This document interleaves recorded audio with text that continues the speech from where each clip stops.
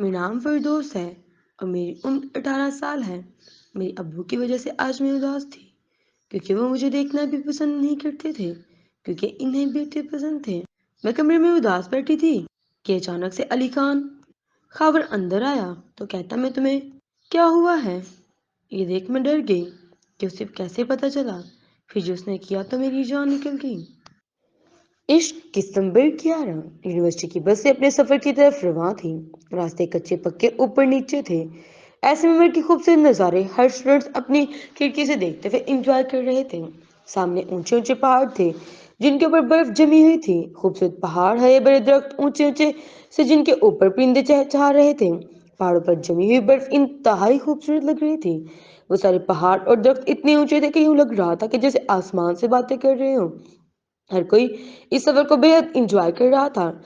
ऐसे भी उनकी गाड़ी कुछ कच्चे पक्के रास्तों के दरमियान रुकी। कुछ स्टूडेंट्स अपनी थकावट दूर करने के लिए बस में ही लेट गए, जबकि कुछ स्टूडेंट्स इस खूबसूरत मनाजिर को देखने के लिए बसों से उतर आ चुके थे। करीब ही 3-4 ढाबे थे, जिनमें से कहीं चाय मिलती तो कहीं पराठा, कहीं सब्जी तो कहीं चावल।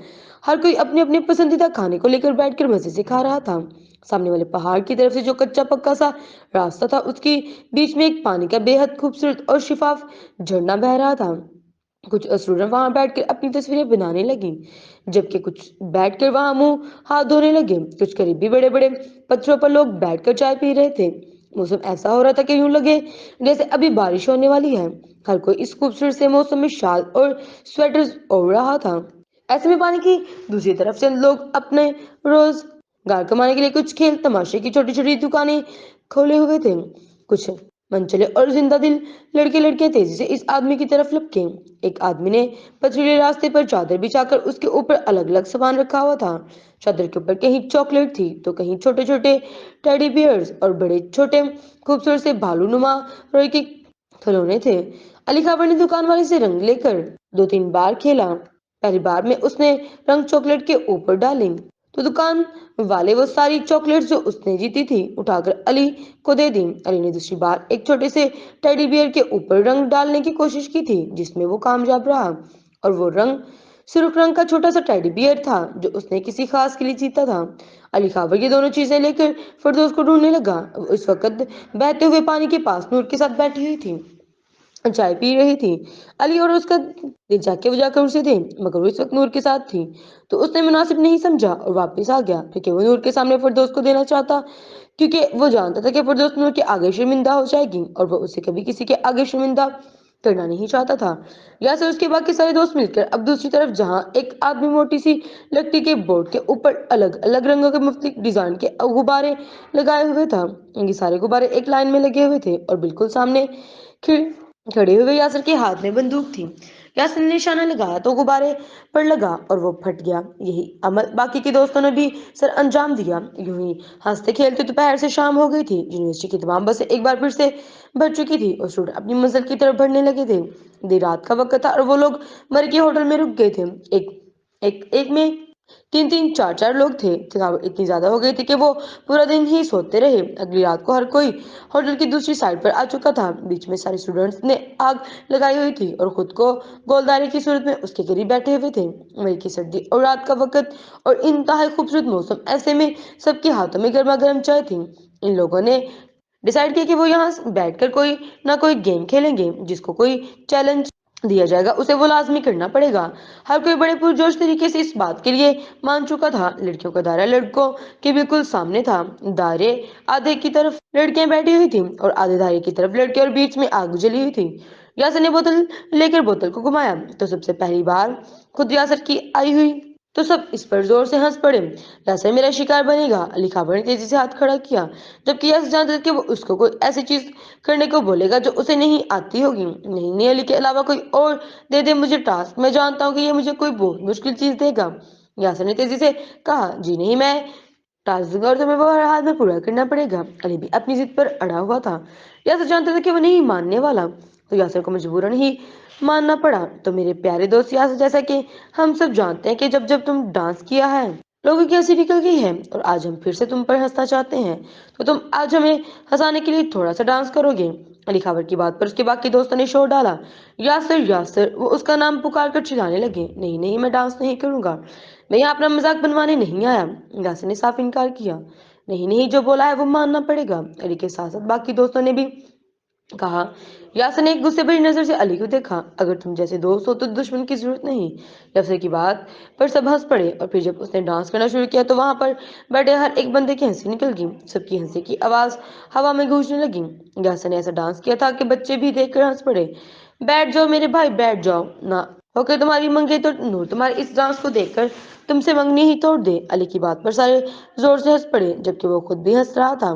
बोतल घुमाने की बारी अब रहमान की आई थी। रहमान ने बोतल घुमा, ये तो बोतल सीधा फरदौस की तरफ थी। फरदौस को मैं टास्क दूंगी, नूर तेजी से बोल उठी। नहीं, फरदौस को मैं चैलेंज दूंगा। अली खाबर और नूर के दरमियान बहस छिड़ गई। जी नहीं, आपने अपने बेस्ट फ्रेंड को टास्क दिया है, मैं अपनी बेस्ट फ्रेंड को टास्क दूंगी। नूर भी अपनी बात पर अड़ी रही तो अली मान गया। तो दोस्तों, फरदौस को पोइट्री बहुत पसंद है, तो फरदौस का टास्क ये है कि वो हमें फैज अहमद फैज की कोई पोइट्री सुनाएगी जो बहुत ही मशहूर है। नूर की बात पर फरदौस ने नूर को एक नजर देखा। बड़ा वक्त हो गया है फरदौस तुम्हारी वो पोइट्री सुनने, चलो सुनाओ ना, तुम अच्छा बोलती हो तुम। नूर ने फरदौस पर जोर डाला। फैज अहमद फैज, मुझसे पहली सी मोहब्बत मेरी महबूब ना मांग। मैंने समझा था कि तू है तो दरख्शां है, हयात तेरा गम है, तो गम दहर का झगड़ा क्या है। तेरी सूरत से है आलम में बहारों का सबा, तेरी आंखों के सिवा दुनिया में रखा क्या है। तू जो मिल जाए तो तकदीर न गुम हो जाए, यूं ना था मैं ने फकत चाहा था यूं हो जाए। और भी देख, है जमाने में मोहब्बत के सिवा राहतें और भी है वसल की राहत के सिवा।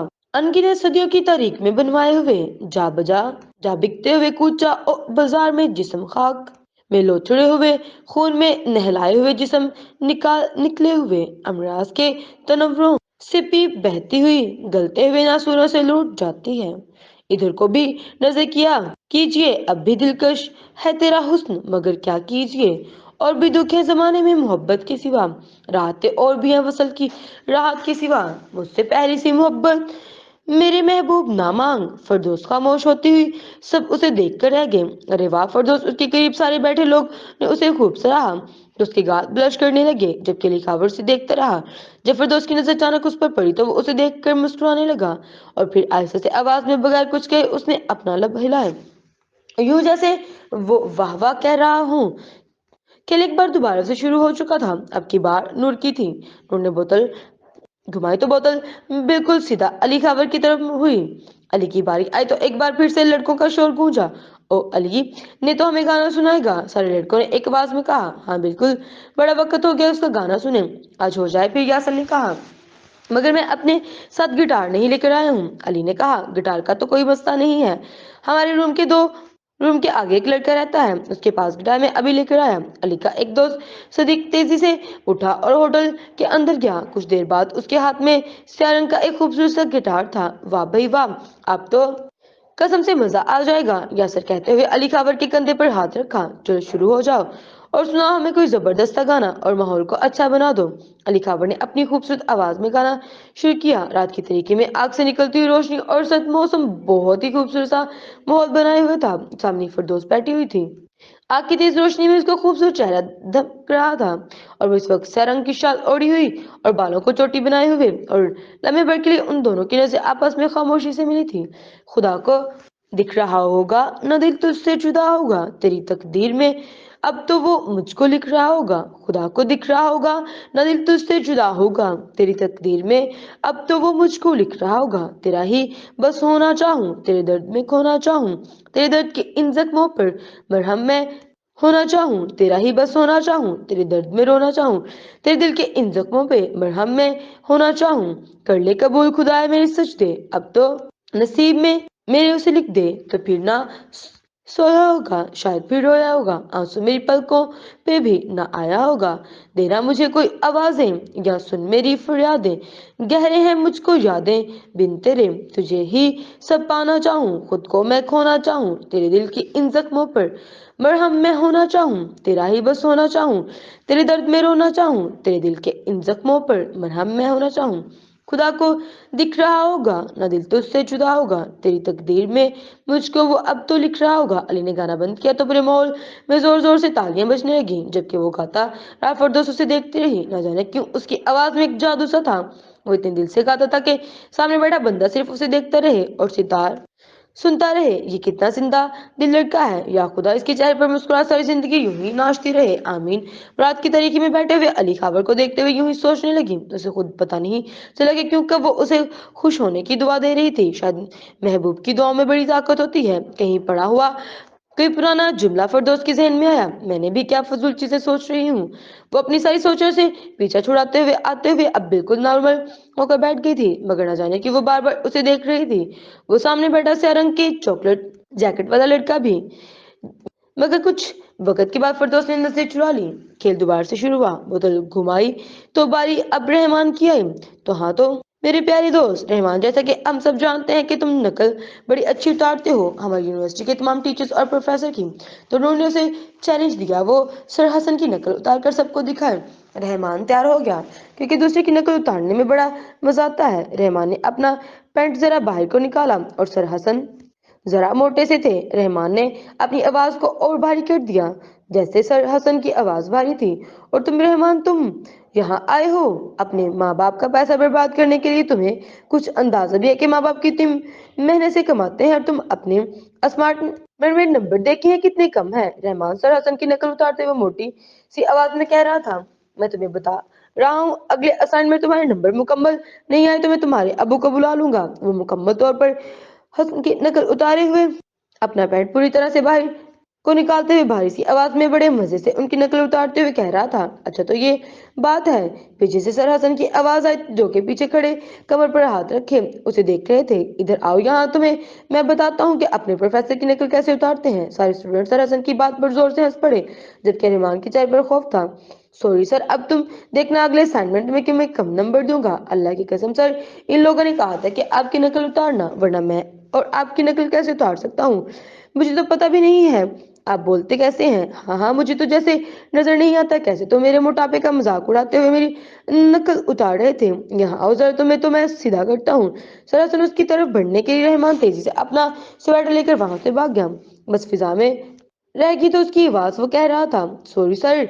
अगली सुबह भी बेहद हसीन थी। सुबह ही सुबह फजर की बाद बारिश होना शुरू हो गई थी। मरी की खूबसूरत वादियों में बर्फ बारिश और ऊंचे ऊंचे पहाड़ों ने बड़े बड़े खूबसूरत तरीके से उनको स्वागत किया था। सुबह नाश्ते करने के बाद अब सारे स्टूडेंट्स मरी की मुख्तलिफ मशहूर जगहों को देखते जा रहे थे।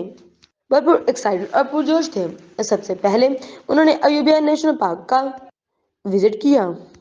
अयूबिया नेशनल पार्क एक इंतहाई खूबसूरत पार्क है, जहाँ पर परिंदों की बेशुमार और अलग अलग बेहद खूबसूरत नस्लें मौजूद हैं। अयूबिया नेशनल पार्क का नज़ारा यूनिवर्सिटी के तमाम स्टूडेंट ने चेयर लिफ्ट के जरिए किया था।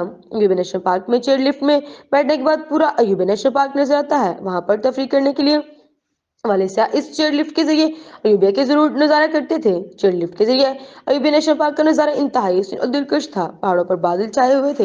यूं लग रहा था जैसे बादल और पहाड़ आपस में मिलकर बातें कर रहे हों। ऊंचे पहाड़ बर्फ से ढके हुए थे, और ऊंचे ऊंचे दरख्तों पर मोटी मोटी सफेद बर्फ बहुत खूबसूरत मंजर पेश कर रही थी। अली खावर के हाथ में कैमरा था। वो मरी की हर खूबसूरत जगह की खूबसूरत तस्वीरें बना रहा था। उसने बहुत से लोगों की तस्वीरें बनाई थी। वो काफी देर से फिरदौस को तलाश कर रहा था, मगर सोचा कि वो अपनी दूसरी दोस्तों के साथ मसरूफ होगी कि अचानक से उसकी नजर फिरदौस पर पड़ी। वो फोन पर किसी से बात करते हुए उदास उदास सी लग रही थी, जैसे कि किसी को कह रही कि मेरी एक बार बात करवा दें।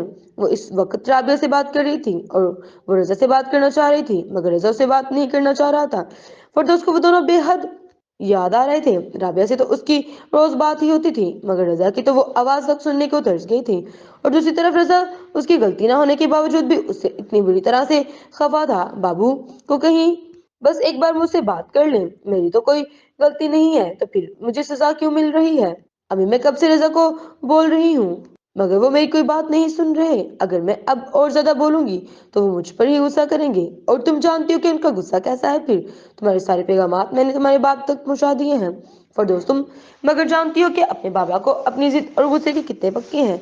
चीजें अगर उनके मुतालिक ना हो तो वो किस तरह से पेश आते हैं, ये तुम्हें मुझे बताने की जरूरत नहीं है। और तुम اور میں یہ چیزیں بچپن سے دیکھتے آ رہی ہیں۔ اب بابا کو کہیے گا کہ میں ان سے بہت پیار کرتی ہوں اور میں انہیں بہت مس کر رہی ہوں۔ رابعہ کو فردوس کی آواز یوں لگی جیسے وہ رونا چاہ رہی ہو مگر وہ رو نہیں پا رہی تھی۔ رابعہ بے حد افسوس سے اپنے کمرے کی دروازے میں دیکھ رہی تھی جو رضا بند کر کے بیٹھا ہوا تھا۔ میری بچی کتنی تڑپ رہی ہے مگر رضا کو اس سے کوئی فرق نہیں پڑتا۔ رابعہ بند دروازے کو دیکھتے ہوئے سوچ رہی تھی۔ چند باتیں اور کرنے کے بعد رابعہ نے فون بند کر دیا۔ فردوس کی خوبصورت سے چہرے پر مایوسی دوبارہ سے چھا چکی تھی۔ جاری ہے۔